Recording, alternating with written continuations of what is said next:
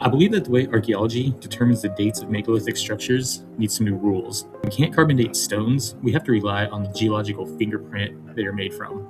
But that still doesn't solidify when they were moved. It only confirms where they originated from.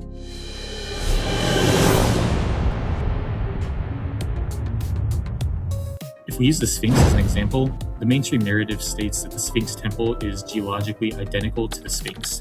The Sphinx temple sits next to Khafre's causeway, therefore Khafre built both.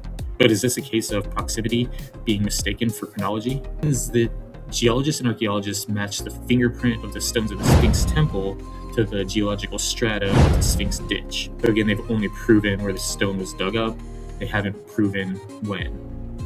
Now, they were able to match different layers of the brickwork to the eras that they were placed. It still doesn't put a date on who originally carved the Sphinx from the bedrock. It only opens up the discussion of who was the first to build around it. Then there's the weathering paradox. Mainstream says the Sphinx was eroded by wind, but this completely ignores anomalies like the fact the Sphinx spent 3,300 years buried under the sand, the vertical wave-like erosions on the Sphinx chest and the enclosure walls, which then opens up the discussion for extensive precipitation-induced erosion, or water erosion.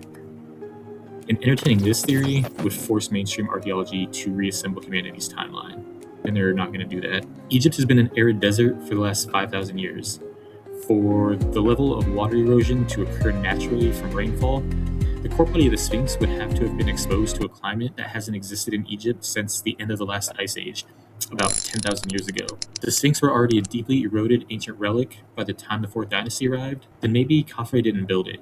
Instead, he cleared the sand away from it and built his temple next to it using the same local quarry. This happened later in the 18th dynasty. Thutmose IV led the largest ancient excavation and reconstruction of the Sphinx. He then placed the dream stela between the front paws to solidify his rule. We also know from other artifacts like the King's List and statues of Amenhotep II that rulers had no problem with usurpation, which is scratching out a king or pharaoh's name and replacing it with their own. So let me know in the comments if you think the Sphinx is older than 4,500 years.